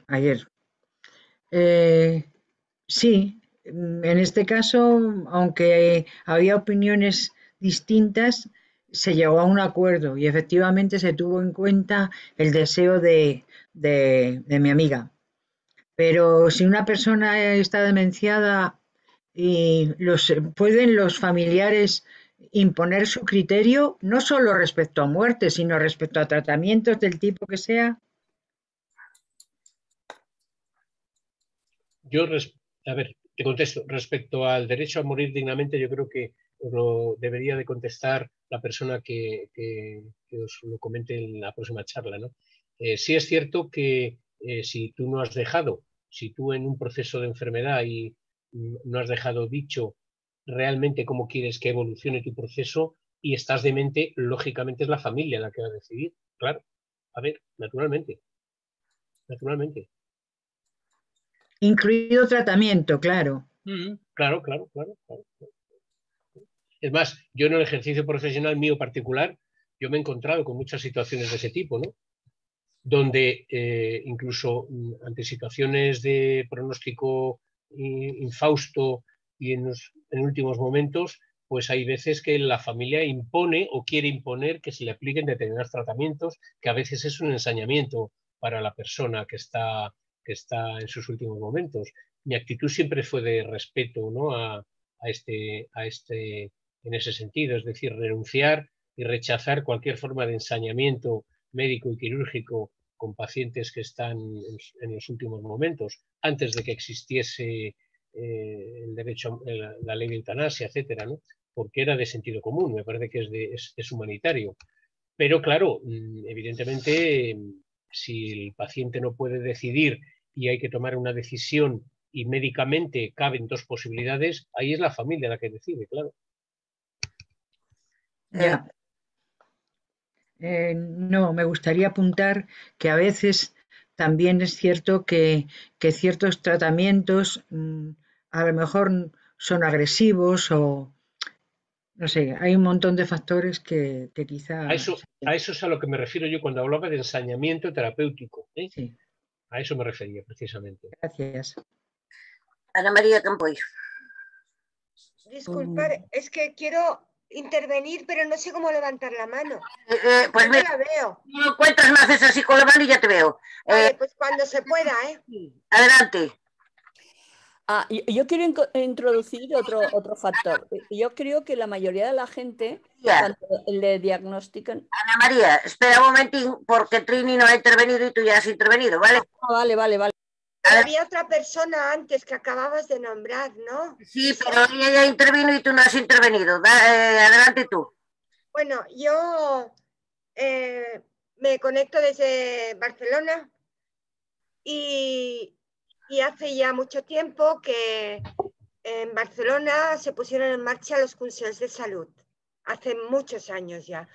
Yo estoy en un distrito que se llama Nou Barris y en concreto en este Consell de Salud que se celebran cada 3 meses aproximadamente, pues vienen un montón de instituciones sanitarias como Agencia de Salud Pública, el CatSalut, el Ayuntamiento y las entidades, ¿no? Nos estamos dando cuenta que después de casi 20 años que estamos celebrando, que han habido etapas de todo, han habido épocas mejores donde se conseguían desde el Consell de Salud muchas situaciones de mejora. Claro, llevamos un tiempo en el que la situación en general pues ha deteriorado mucho. Y entonces nos estamos dando cuenta que realmente los Consells de Salud sirven especialmente para toda esta parte de entidades institucionales más que para el efecto de la ciudadanía, ¿no? Entonces nos estamos planteando pues dar un golpe en la mesa, dejar de asistir al Consell de Salud oficial, que realmente sirve para muy poco, porque ni siquiera es un espacio donde se pueda obtener una información clara y transparente. O sea, el tema de la transparencia es vital, ¿no? Y estamos pensando en convocar Consell de Salud popular, es decir, hacerlo en la calle, hacerlos en espacios y donde, más allá de las entidades que nos vamos reuniendo, que ya nos conocemos todos, pero que no participa una mayoría de vecinos y vecinas, volver a ir hacia esta línea de hablar con la gente, o sea, de los barrios, hablar con la gente y escucharles, ¿no? Para que participen en las futuras acciones, porque ahora ya no hablamos de reuniones, hablamos de acción, de organización, de coordinación entre yo hablo de vecinos y vecinas porque estoy en un distrito y en barrios, ¿no? Bueno, y otro tema que nos preocupa mucho, que también estamos haciendo seguimiento, bueno, sabéis que en Cataluña el modelo público-privado nos está matando, ¿no? Pero no es de ahora, ya de hace muchos años. Y nos preocupa mucho toda el área sociosanitaria, ¿no? Toda la asistencia sociosanitaria, porque nos damos cuenta que está anclada en el siglo XX aún ese concepto de que la gente mayor, la gente que ya está en un proceso, ¿no?, de cronicidad total, pues que sigue anclada en el siglo XX. Es decir, no vale la pena poner recursos para tener una atención sociosanitaria digna para las personas cuando más lo necesitan seguramente, ¿no? Y aquí es donde también estamos trabajando mucho para intentar que el CatSalut empiece a entender que las empresas privadas con ánimo de lucro que están haciendo todo este servicio, igual que en las residencias, pero claro, podríamos poner el paquete de toda la atención a un perfil de personas con una cronicidad, con una edad, con una vulnerabilidad, ¿no? Y con unas necesidades, ¿no? Y bueno, me parece que esto es muy importante, tener en cuenta el circuito. Nosotros, por ejemplo, vemos y observamos como un paciente que sale o una paciente del Hospital de Vallebrón, que le han hecho una intervención de prótesis de cadera, que sale con un buen posoperatorio, cuando llega al sociosanitario para acabar de recuperar esa situación, resulta que la evolución o se paraliza o empeora, ¿no? Esto un poco podríamos hablar del proceso de curas inversas, ¿no? Y en eso estamos trabajando mucho, nos preocupa mucho porque realmente, y sobre todo en este tiempo de pandemia, que se ha hablado mucho de las residencias, pero no de los sociosanitarios, ¿no? Pues en qué situación están de vulnerabilidad y de dejadez institucional, ¿no? Bueno, no me quiero alargar más. Gracias por escucharme y gracias Alberto, por toda la exposición que has hecho y al resto.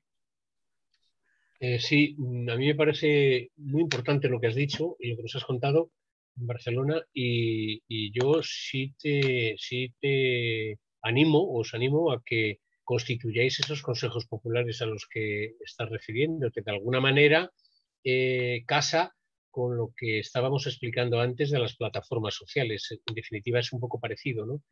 Otra cosa es que quizá abandonéis el Consejo de Salud, el Consejo. Quizá no sería conveniente, en mi opinión, abandonarle del todo. Es decir, se pueden hacer ambas cosas, ¿no? El Consejo Popular y seguir teniendo presencia en el Consejo. Porque si no, se os va a atribuir que no queréis utilizar los canales que la ley os presta. Y es una disculpa para las administraciones, ¿no?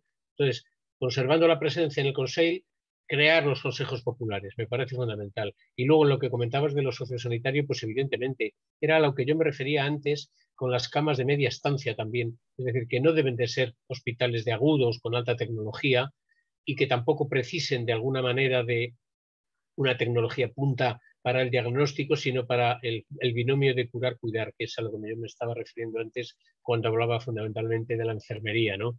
Evidentemente el perfil demográfico de nuestro país y en muchos casos de algunas comunidades autónomas muy envejecidas requerirían otro modelo asistencial, un modelo asistencial en el que hubiera muchísimos más profesionales de la enfermería, seguramente, y trabajadores sociales, fisioterapeutas, etcétera, y no solamente hablar de cifras de ratios de médico-paciente, ¿no? Porque eso es engañoso a veces, ¿no? Interesa hablar de la ratio médico-paciente, ¿sabes por qué, Trini? Porque de alguna manera, más allá de que el médico sigue teniendo ese respaldo y ese reconocimiento social que tiene hasta ahora, a la industria le interesa el médico porque es el que prescribe el gasto farmacéutico. Genera gasto y por lo tanto genera ganancia.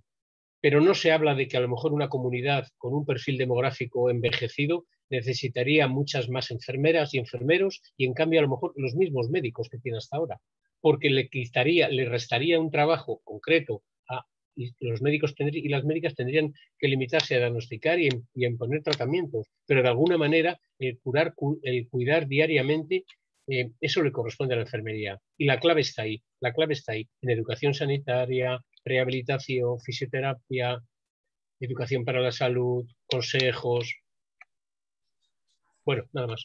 Totalmente de acuerdo. Muchas gracias. Ana María. Yo, volviendo a lo último que has dicho, Alberto, yo creo que es la base principal y que en un principio yo es que dejé de trabajar en el 2003 porque me diagnosticaron un Crohn y salí del circuito asistencial. Pero en la época que yo trabajaba sí que se hacía educación sanitaria al alta de los pacientes y sí que se les daba cómo comer, qué tenían que comer, bueno, todo un seguimiento que lo hacía enfermería. Yo no sé ahora el seguimiento que se hace porque no estoy, ¿no? Pero aparte nos dimos cuenta que la gente no es consciente de que está enfermo. No, o sea, llega un momento en que en el momento que vosotros, los médicos, les recetáis X fármacos, es como que ya está, ya lo tenemos solucionado nuestro problema. Y dices, no, yo estoy verdaderamente cabreada con mi familia y con gente que conozco que tienen patologías, que están tomando de todo y ni enfermería ni los médicos les dicen, oye, esta medicación que estás tomando, vigila porque esta alimentación es antagonista o es sinérgica y, ¿sabes? O sea, no se les indica cómo tienen que comer, cómo se tiene que tomar la medicación, las interacciones que hay. No les dicen, oiga, no beba alcohol. Mira, en Jaca, supongo que sabéis que todo el mundo va, a todas horas estamos de cháchara. Bueno, no, pero se hace vermú, se sale por las tardes y ves a la gente que tiene patologías y está bebiendo alcohol a todas horas y dices, y nadie les dice, oye, mira, es que el alcohol es un tóxico que va a perjudicar mucho más la eliminación de los metabolitos de esas sustancias que tú estás consumiendo. Entonces, ya no es culpa solamente de enfermería, es culpa también vuestra, Nosotras en cardiología, cuando se daba de alta a pacientes con infartos que eran jóvenes, les decíamos a los cardiólogos, oye, diles a este mozo que tiene 40 años que estas pastillas inhiben la libido, porque le vas a hacer mucho más, le vas a generar más prejuicio que beneficio por no explicarle el que. Y te decían, no, decíselo nosotras. Digo, no, tú se lo has prescrito, díselo tú. Nosotras le diremos cómo le puede interferir en la comida, cómo come o lo que hace o en su vida activa. Pero las secuelas de esa medicación se lo tienes que decir tú, no nosotros, no te fastidia.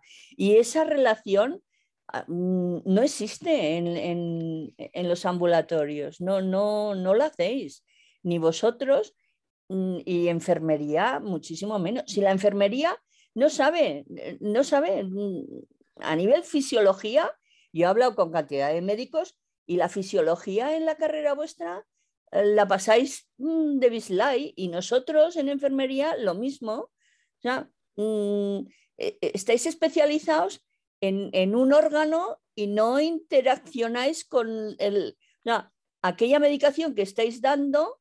No, ya está, lo dais por vuestra patología, pero no globalmente atendéis las disfunciones que tiene por otros lados. Lo que se dice un enfoque holístico, ¿no? Exacto. Pues ahí está, yo creo que ahí está el problema, más que en sí de la problemática intrínseca que podamos tener, que a nivel, que se ha de hacer presión para que haya los recursos necesarios, ¿no? Si queremos que no se sature los servicios, pues te comento una cosa. Hay un estudio hecho muy bonito en Gales, en la zona sur de Inglaterra, en Gales, que es una zona minera, donde yo además trabajé también. Yo he trabajado mucho en una zona minera, y ese estudio demostraba que era mucho más barato designar a fisioterapeutas que enseñasen ejercicios respiratorios a los mineros con enfisema y con procesos silicóticos, que el hecho de gastar tanto en aerosoles, o sea, en los sprays estos que se dan a veces para respirar mejor. Entonces hay un estudio muy bonito que demostraba que era más barato y más útil para los pacientes, pero de alguna forma la industria farmacéutica no ganaba nada, claro, con los fisioterapeutas, ¿no? Te lo pongo como ejemplo, ¿eh? Es un estudio que se hizo, ya te digo, en una zona minera de Gales. Es muy curioso eso, sí, tienes razón. Agustín. Hola, ¿qué hay? Buenas tardes. Perdona un momentito, lleva Teresa con la mano levantada mucho, me parece, no sé si le hemos visto. Bueno, primero damos a los que intervienen por primera vez y después a los de segunda, ¿vale? Ella ya lo sabe. Agustín. Sí, buenas tardes, muchas gracias. Vamos a ver, yo es una cosa que a lo mejor me ha venido a la cabeza porque me ha surgido ahora. Pero tengo una hermana que tiene un retraso y le mandan ya por la edad de 60 años pues a hacerse las mamografías. Es de un barrio de Madrid que pertenece al 12 de octubre. Y es posible que no haya maquinaria para las mamografías en el 12 de octubre. La mandan a Vallecas, a una privada. Nada más. Pues me dejas un poco así, no te puedo decir. De todas maneras, lo que esté pasando en la sanidad madrileña, todo es posible. Porque realmente es caótico, ¿no? el asunto sanitario en la Comunidad de Madrid. Pero no te puedo indicar porque no estoy allí. Yo no vivo en Madrid, no lo sé. Vale, gracias. Perdona, pero no te puedo indicar. Sé que es uno de los más importantes de Madrid, de los hospitales más importantes. Sí. No, sí lo sé, sí lo sé. Y es posible que eso no tenga... Yo sospecho que si no le hacen mamografía es porque al cumplir unos años se sale del programa, por decirlo así, y entonces a lo mejor las mamografías tienen otro ritmo, otra periodicidad o otra demanda. Es decir, el programa de prevención de cáncer de mama estima unas mamografías y unos estudios cada X tiempo en las mujeres, ¿no? Cada X años. Pero es hasta cierta edad. Y a lo mejor, en el caso de tu familiar, ha llegado a esa edad en la cual el programa ya no la incluye y la expulsa del programa, entendiendo que la expulsa solo del programa, no de la atención. Es decir, que si tu hermana, o no sé si es tu hermana, sí. Pues tiene un problema, o va a su médico de cabecera, o va a su ginecóloga, pues seguramente siga teniendo asistencia, ¿sabes? Pero a lo mejor ha salido del programa por ese problema de edad, por ese asunto de edad que te digo. Digo yo, no lo sé. No, a ella lo que le han dicho es que no hay maquinaria en el 2 de octubre para hacer mamografías. Pues la verdad es que me extraña mucho, ¿no? Me extraña mucho. Sí, a mí por eso me pasa a mí. Me extraña mucho. Vale. Yo creo que será un pretexto pues para derivar las mamografías a clínicas privadas, supongo, ¿no? Seguramente. Me imagino, porque yo el año pasado fui con ella, que era la primera vez, y ya te digo, porque tiene un retraso ella, y bueno, pues la verdad es que me chocó mucho. Digo, joder, ¿cómo es que en el 2 de octubre no hay? Sin embargo, para operarla de catarata la han operado ahí, pues, ahí hay de todo. Y que no haya, como dice que lo han dicho, que no hay para hacer mamografías, digo, joder, eso es muy raro. Yo creo que no es eso, ¿eh? Vamos, no lo sé qué tal relación tendrás con tu médico de cabecera o su médico de cabecera, pero yo creo que se lo deberías de preguntar a tu médico de cabecera, que seguramente te sabrá decir con exactitud cuál es el problema. Si es que no hay maquinaria, que a mí me extraña mucho que el 12 de octubre o el 1 de octubre no tenga maquinaria, no tenga herramientas. Vale, muchas gracias, muchas gracias. Teresa. Bueno, bien, ya efectivamente algunas cosas se han dicho aquí sobre la medicina preventiva, es lo que iba a comentar yo. Es decir, es mucho mejor tener medicina preventiva o salud preventiva o orientación preventiva, que ya lo habéis explicado muy bien, que efectivamente curar ya cosas crónicas. Pero claro, a mí lo que me da la sensación de que el sistema económico que tenemos, lo que va, y aquí Agustín lo acaba de, en fin, de enfocar un poquito, es que es más fácil mantener al enfermo constantemente porque las farmacéuticas ganan dinero y quizás un sistema que se vaya más dirigido a la prevención, a cómo hay que cuidarse, a cómo hay que alimentarse, el ejercicio, todo eso, es decir, perjudicaría mucho los grandes beneficios que están teniendo las farmacéuticas. Entonces, o sea, yo creo que es que va por ahí y efectivamente esto que ha dicho Agustín, aquí en Madrid sobre todo, que es una, en fin, una comunidad tremenda en ese sentido de las privatizaciones de sanidad y en educación, resulta que sí te llaman cuando tienes algún problema, es decir, o te han puesto una cita, te llaman. Yo creo que está privatizado también un servicio de atención al público, no sé cuál, que te dicen, mire usted, aquí se le puede atender en tanto tiempo y aquí en tanto tiempo, y te dan a elegir. Y entonces, claro, es el paciente el que tiene que decir, hombre, pues a mí me gusta que me atiendan antes en una radiografía, en fin, en cualquier tipo de estos, en fin, historias un poco más técnicas, que esperar 6 meses a que me atiendan. Entonces, claro, ahí también hay que tener una clara conciencia de que quieres lo público y decir, no, yo me espero a lo público, que es lo que necesitamos todos. Y allí ya se juega con el individualismo, que lo meten, esa mentalidad la están metiendo o sea, por todos los ámbitos, por todos los ámbitos. Y una cosita que antes, o sea, que se ha hablado, aunque no es el tema, pero en fin, ya lo has dicho, que el tema de la eutanasia. Cuando las personas firman el testamento vital lo hacen con conocimiento de causa y entonces, es decir, están en plenas facultades. Yo creo que es lo bastante para que se respete esa decisión, porque se hace en un momento, o sea, con toda su perfección, o sea, que de conciencia. No entiendo por qué podrían ser después los familiares los que dictaminaran. O sea, que si se hace un documento vital en un periodo donde tienes todas tus connotaciones mentales en condiciones, yo creo que se tendría que respetar. Muchas gracias, nada más. Sí, así es, claro. Esto que has comentado del testamento vital está claro. Lo que diga el testamento vital es lo que hay que cumplir, por encima de la voluntad de algún familiar.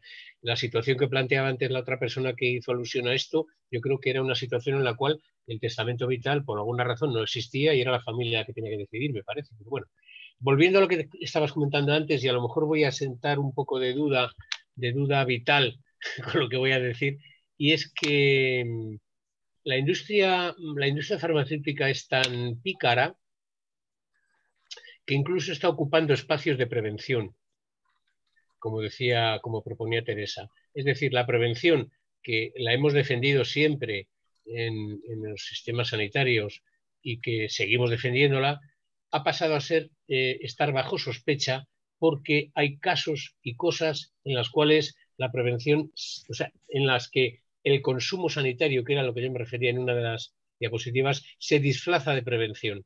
De manera que para prevenir determinados riesgos a un paciente determinado con un perfil determinado se le pautan medicamentos amparándose en que es a título preventivo. Hay que tener un poquito de cuidado también con ese sentido. Ahora, esto no cuestiona la importancia de la prevención, por supuesto, la prevención es fundamental, pero incluso hasta en la prevención ha metido la mano el mercado, por decirlo así. Bien, no hay más petición de mano, entonces le voy a dar paso a Manuel. No, también quería comentar alguna cosa que me ha surgido sobre la mano. Recordar que en Alma Ata, en el año 78, Alma Ata fue un congreso muy importante porque se decidió en la Organización Mundial de Salud salud para todo el mundo en el año 2000, eso fue el año 78, y se basaba precisamente en las labores preventivas y la promoción de la salud a través de la educación para la salud. Tened en cuenta una cosa, que es que los factores determinantes de la salud, que antes ha comentado Alberto, el que influye más en la salud son el factor económico y social. Es decir, que tener un buen empleo, o sea, un salario digno, tener una buena educación, tener una red de urbanismo, de agua potable y de saneamiento, etcétera, etcétera, todo eso influye. Vivienda, claro, eso influye, es un 40% de la salud. Y los hábitos saludables es un 30%. Luego ya tendríamos ahí un 70% de las cosas que podemos mejorar en la salud, que depende de nosotras y nosotros, ya lo tendríamos ahí. Yo creo que realmente lo que decía antes Vicente sobre esa extenuación a veces del activismo que llevamos en los movimientos sociales, pero yo creo sinceramente que deberíamos de tener en cuenta a las instituciones y las personas que realmente que nos representan en esas instituciones, exigirles que realmente tiendan los puentes, que den una participación real y que den esa oportunidad, porque efectivamente nosotras y nosotros como ciudadanos y ciudadanos podemos luchar, pelear, organizarnos, pero es un gasto de energía muy, muy grande y a veces pues nos cuesta muchísimo trabajo, aunque hay que hacerlo. Pero las instituciones, si abren unos puentes, unos accesos que podamos colaborar ya con la ciudadanía, ya sería facilitar enormemente esa participación. Aquí en Castilla y León, y bueno, me imagino que en otras comunidades autónomas está dándose el hecho de una reforma, de una reestructuración de los servicios, sobre todo en atención primaria, ¿no? De locales, o sea, de centros de salud, consultorios locales muy pequeños que atienden en ayuntamientos pequeñitos, y todo esto se está reestructurando. Ahora, lo que nadie ha dicho es que realmente eso tiene que contar con el acuerdo de la ciudadanía. Tienen que hablar con los vecinos, con las vecinas, decir si estamos o no estamos de acuerdo en cómo, en la alternativa que se nos da. Si se nos cierra un consultorio local en un pueblín pequeño, bueno, a ver cómo nos trasladamos hacia otro pueblo más grande donde ahí han centralizado los servicios, ¿no? Todas estas cosas requieren participación ciudadana y eso es algo que tenemos que exigir. Pero vamos, sí o sí. Nada más. De todas formas, una de las sí, gracias Manuel, estoy totalmente de acuerdo contigo. Una de las diapositivas que no sé si habéis visto, quizá no, era en la que comentábamos que la acción comunitaria debía de ir orientada también no solamente a que los poderes públicos cediesen parte de la toma de decisión a los ciudadanos, sino que los ciudadanos debíamos de exigir en las ofertas electorales de los partidos políticos que incluyeran postulados en defensa del modelo sanitario público.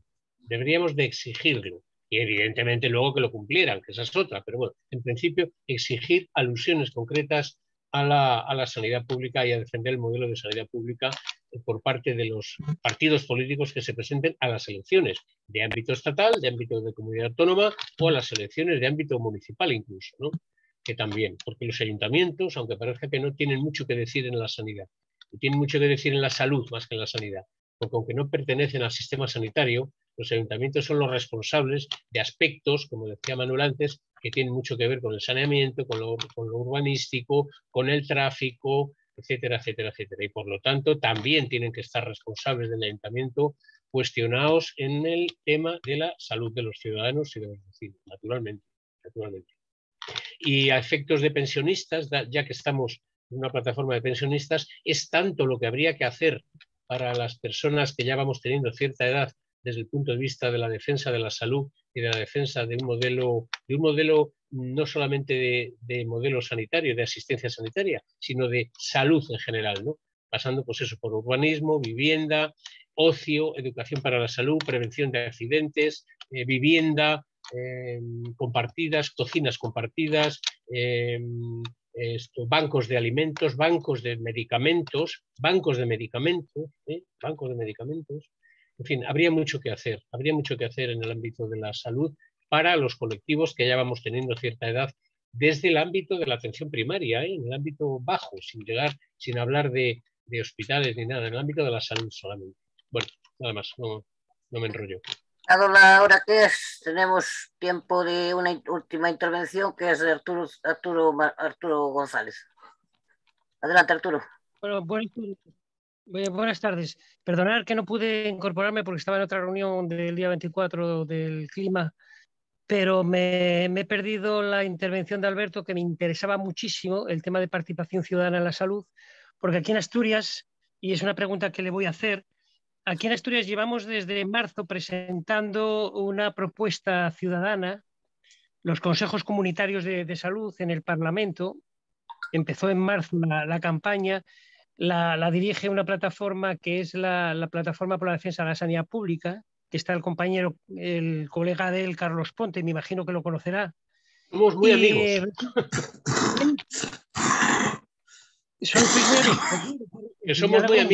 Que somos muy amigos, digo. Vale, porque también yo me considero amigo de él. Vamos a ver, el tema interesante es si planteaste algo de propuestas normativas, de procesos participativos y si conoces el documento de la Plataforma por la Defensa de la Sanidad Pública de Asturias, el de Carlos. Imagino que sí. Y si tienes efectivamente en las propuestas que has hecho, que me he perdido, si tienes algo concreto, conociendo este documento que te menciono, si tienes algo concreto y mucho resumen de participación ciudadana en la salud. Simplemente te pido ese favor. Gracias. Lo sí. siento por... Nada, no, sí. A ver, Carlos y yo somos de la misma organización, de la misma federación. O sea que no solamente somos amigos, sino que además estamos un poquito en la misma trinchera, ¿no? En distintos sitios. Precisamente con Carlos fue como averiguamos, con Carlos Ponte, fue como profundizamos un poquito en el tema de el a pie de barrio que he comentado yo antes como proyecto de participación ciudadana en Gijón, en un barrio de Gijón, que no sé si tú lo conociste, ¿eh? Era una experiencia muy curiosa, efectivamente. Y en ese sentido sí se avanzó mucho con unos trabajadores sociales que se movieron mucho, que realmente trabajaron mucho por ello, conjuntamente con los sanitarios, pero el documento al que te estás refiriendo ahora, último, que ha elaborado la Asociación para la Defensa de la Sanidad Pública de Asturias y Carlos, ese documento concretamente no le conozco todavía, ¿eh? ¿Usted lo puede mandar? Sí, vale, de acuerdo, gracias. Bueno, o pídeselo a Carlos, que sí, es quien anda... De acuerdo. Con movimientos. Vale, muchas gracias. Carlos y yo seguimos en un movimiento que se llama el movimiento No Gracias, que es un movimiento que intenta aglutinar a todos los profesionales de la salud que no queremos vinculación con la industria farmacéutica, ni aceptar ningún tipo de donación ni de regalos. Porque aunque están prohibidos por la ley, la industria farmacéutica es muy pícara y sabe cómo sortear a veces la ley y realmente hay muchos compañeros o algunos compañeros que de alguna forma siguen recibiendo algún tipo de obsequios de los laboratorios. Entonces nosotros montó Carlos, muy al principio, hace muchos años, esa plataforma que se llama No Gracias y que defiende un poquito la independencia de los profesionales de la salud, de los profesionales médicos, a la hora de prescribir medicamentos, sin los influjos de los visitadores y de la publicidad y de los obsequios que acompañan a veces esa publicidad, etcétera, etcétera. Bien, le doy paso al compañero Manuel para que haga el cierre ya de la... Pues, de acuerdo, pues bueno, la verdad es que creo que todos y todas hemos conectado muy bien con la exposición de Alberto, hemos aprendido muchísimas cosas, nos ha dado fuerzas para seguir peleando por esa participación a todos los niveles, aunque la derecha política no quiera que participemos, porque si participamos vamos a exigir mucho, entonces vamos a seguir peleando. Gracias, Alberto, y contaremos para otras ocasiones, si es posible, pues para otras videoconferencias. Para el próximo día, el próximo viernes 24, y contestando a Fuencisla, que no sé si está todavía o ya se ha ido. Ah, no, está Fuencisla, que ha contestado también Teresa, en el sentido de que para que no ocurra esto es necesario el testamento vital o el testamento o las instrucciones o voluntades previas. Y eso es en relación con el derecho a morir dignamente, y eso será el tema de la próxima videoconferencia. Y analizaremos un poquitín por encima también el tema de la nueva ley de eutanasia, un poco restrictiva y un poco garantista, pero bueno, que ha sido un paso adelante, recordando a Luis Montes, que impulsó, como todos y todos sabemos, este derecho de vida, que es un acto de amor, de misericordia, cuando hay que dar, cuando una persona tiene que morir, y tiene que morir de una forma digna, apacible, sin dolor. Entonces eso lo vamos a hacer el próximo día. Contamos pues con 2 personas. Una voy a ser yo, que soy en esa asociación, y otra es otra persona, otra compañía que se llama Olga Castrillo, y entre los dos pues haremos una exposición del derecho a morir dignamente. Y nos decía Chon que posiblemente existe la posibilidad de que la viuda de Luis Montes pudiera participar en esta videoconferencia, lo cual sería un orgullo que estuviera. Y nada más, agradeceros a todas y a todos la asistencia. Muchas gracias. Muchas gracias por invitarme, Manuel. Muy bien, Isa, muchas gracias. Un abrazo.